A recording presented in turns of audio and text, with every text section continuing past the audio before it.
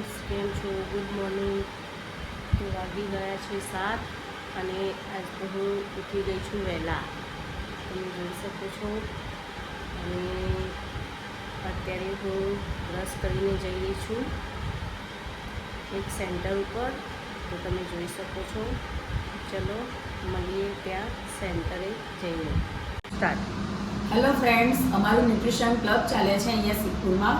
સો તમે એકવાર તમે મુલાકાત લઈ શકો છો કે જેને કંઈ ઢીંચણનો દુખાવો છે યા કંઈ બી પ્રોબ્લેમ છે, લેડીઝના બી પ્રોબ્લેમ છે કે ઓલ ઓવર કોઈ બી પ્રોબ્લેમ છે, તો તમે એકવાર ન્યુટ્રિશન સેન્ટરની મુલાકાત લઈ શકો છો.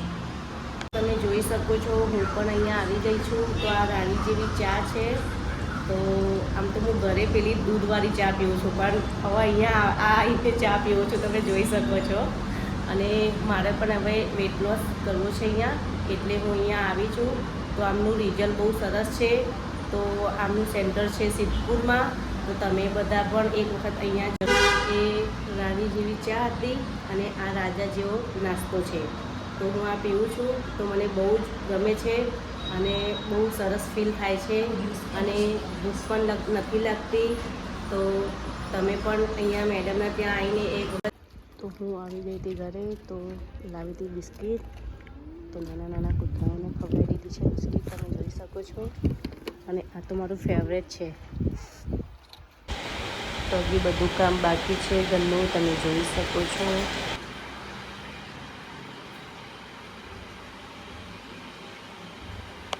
તો આજ તો નાસ્તામાં બનાવી દીધા છે મખાના. તો કરીએ મખાનાનો નાસ્તો, તમે જોઈ શકો છો. પાર્લરે પણ વાગી ગયો છે 1. તો આજ તો બહુ લેટ થઈ ગયું. વહેલા ઉઠી હતી 7 વાગે, પણ ઘરે બહુ બધું કામ હતું, એટલે કામ પતતા આજ તો વાગી ગયો છે 1 ને 1 વાગે પાર્લર ખોલ્યું છે. તો હજી તો સાફ સફાઈ બાકી છે. આ સાફ સફાઈમાં ખાલી એટલો કચરો જ વાળવો છે કાલે, કેમ કે બધું સાફ કર્યું હતું, એના માટે થઈ એટલો કચરો વાળી દઈએ.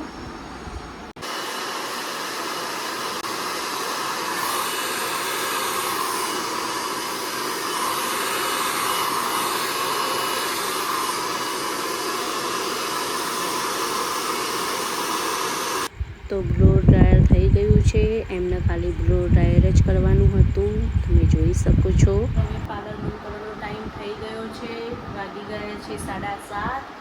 અને આજ તો આખા દિવસના ખાલી એક જ ક્લાયન્ટ આવ્યા હતા. તો હવે રજા લઈએ, ઘરે જઈએ અને ઘરે જઈને જમવાનું બનાવીએ. તો આજ તો જમવામાં શું બનાવું એ જોઉં છું હજી.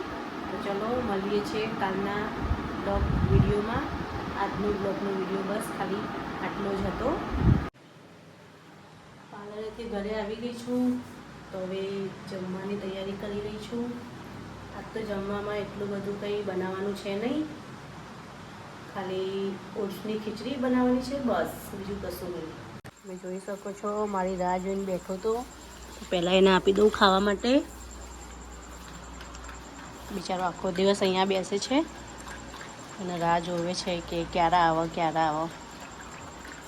તો દૂધ ને ભાત આપી દીધું છે પહેલાં એના ખાવા.